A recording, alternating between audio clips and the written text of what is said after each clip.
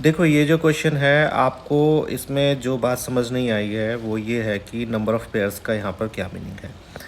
तो number of pairs का यहाँ पर सिर्फ और सिर्फ इतना मीनिंग है कि आपको सारे ऐसे पॉसिबल पेयर्स ऑफ नंबर बताने हैं जिनका HCF 12 हो और जिनको मल्टीप्लाई करके 6336 आए। तो मैं यहाँ पर क्या करता हूँ, आपने क्लास में जब ये क्वेश्चन पूछा था तब मैंने आपसे पूछा था कि HCF ऐसे क्वेश्चन में ज़रूर गिवन होगा, आप मुझे HCF बताइए। आपने बोला था नहीं, HCF नहीं है।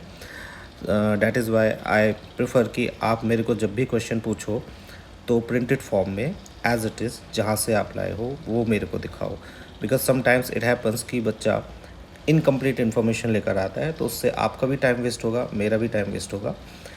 So thank you for sending this picture. Now it is clear कि आपको जो दो नंबर्स दिए हुए हैं उनका HCF 12 है और उनको मल्टीप्लाई करके क्या आना चाहिए, 6336। हमें सारे ऐसे पेयर्स ढूंढने हैं जिनका HCF 12 हो और मल्टीप्लाई करके 6336 आए।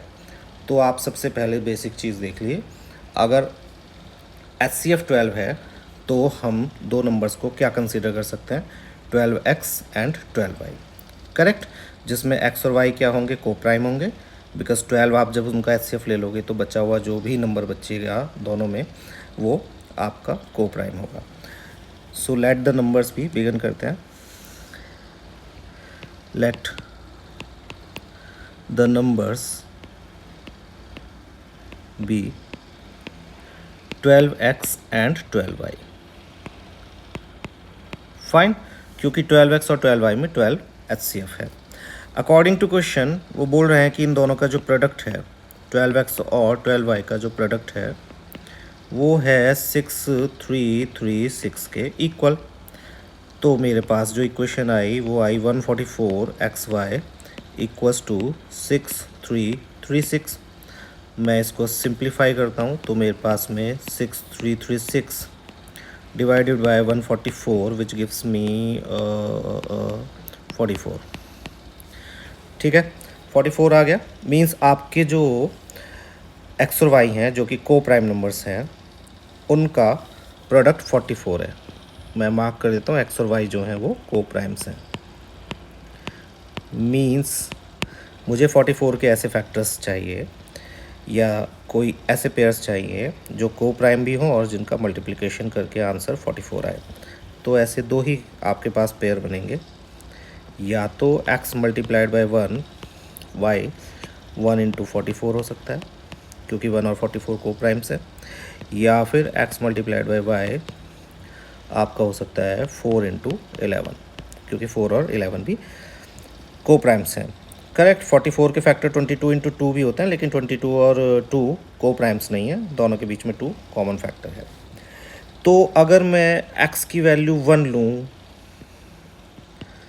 तो मेरा जो फर्स्ट नंबर आएगा जो कि हमने 12x माना था वो 12 हो जाएगा, और जो हमने माना था 12y, क्योंकि y की वैल्यू इस केस में 44 है, तो 12 चौक 48, 12 चौक 48, 528 हो गया। ये एक हमारे पास में पेयर आया जो हमें चाहिए। या फिर अगर मैं x की वैल्यू 4 लूँ तो मेरा जो नंबर है 12x वो आ जाएगा 12 इंटू 4 डैट इज़ 48। और अगर मैं y की वैल्यू 11 लूँ तो उस केस में जो आपका 12y है वो आ जाएगा 132। एक पेयर हो गया मेरा ये, और तो कोई भी पेयर पॉसिबल नहीं है। डैट मीन्स हमारा जो आंसर है वो है ऑप्शन ए, कि ऐसे सिर्फ और सिर्फ दो पेयर्स ऑफ नंबर पॉसिबल हैं जिनका HCF 12 हो और जिनको मल्टीप्लाई करके आंसर 6336 आए। Fine, so two pairs of such number are possible.